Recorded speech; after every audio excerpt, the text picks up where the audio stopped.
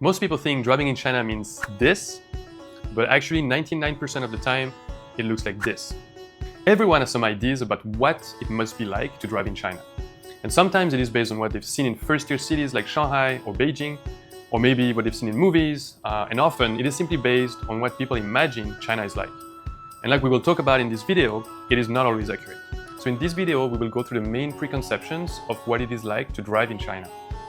And it is based on our personal experience at Dragon Road, where we drove tens of thousands of kilometers in most of China's provinces. We drove in big cities, small villages, countryside, mountain, deserts. We drove during snowstorm or during the summer heat, and we've seen quite a bit. Driving in China, preconception number one, it's crowded. And this is maybe the most common idea, that China, with its huge population, must have similarly crowded roads. And it is somehow true in mega cities like Beijing, Shanghai, Shenzhen, and especially in downtown areas during peak hours. There's often heavy traffic, and like anywhere in the world, it's not fun to drive in these conditions. So unless you have a very good reason to do so, our recommendation is to avoid driving in these mega cities like Beijing or Shanghai. It is much better to just take the subway or the public transportation or taxis. And then like this, you can move stress-free and you don't have to worry about the traffic. But outside of these massive first-tier cities, the situation is completely different. Highways across the countries have usually very moderate to light traffic and are very easy to drive with no slowdown. Unless, of course, it is during the few weeks of Chinese New Year or other major national holidays. And driving in the countryside, it's not rare to be the only car on the road for miles at a time. So in the thousands of kilometers that we drove in China, we barely encountered any traffic jam, unless it was caused by animals crossing the roads. And therefore, the crowded road preconception, in our opinion, is not true for the vast majority of China, and certainly not true outside of megacities. Driving in China, preconception number two, people don't follow rules. Another preconception is that a lot of people think that drivers in China don't follow the rules and roads are chaotic with ruthless drivers. And that's not my experience at all.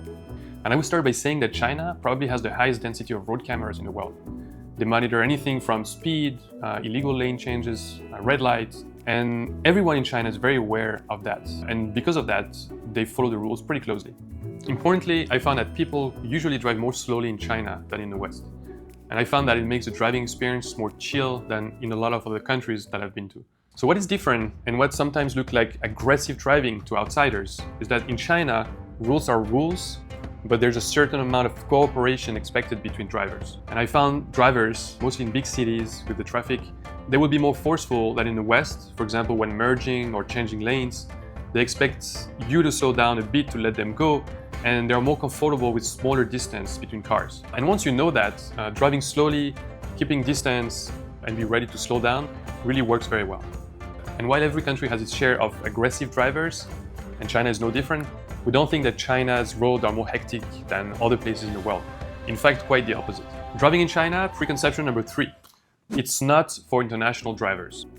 And you've probably heard the phrase, "it sounds like Chinese to me," used when we don't understand something. So my guess is that a lot of people think this applies to Chinese roads as well, where they will imagine all the signs will be in Chinese and then they will not be able to understand anything. And so let's start with the fact. China has recently made it easy for international travelers to just show up at a police station near an airport with their own driving license from their own country and exchange it within about half an hour for a temporary Chinese driving permit that allow them to drive almost anywhere in China. And I think that really says something.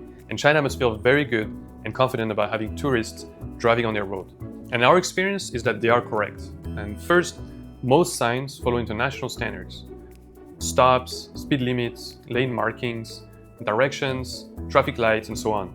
And while it's true that name of places and some signs are sometimes only in Chinese, it's never really an issue. It is extremely rare that we take the wrong turn. Why? Because a big part of the driving experience in China is Gaode. It's also known as a map.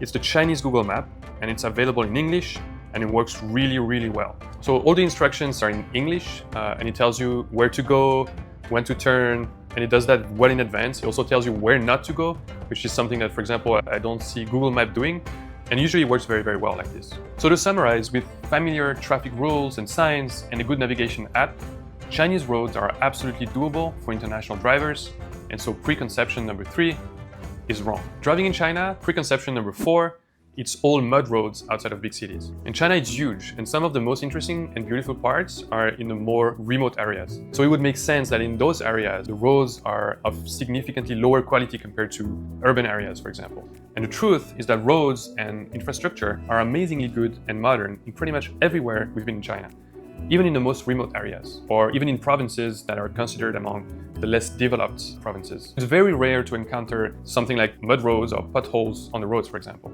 And China has been building at breakneck speed.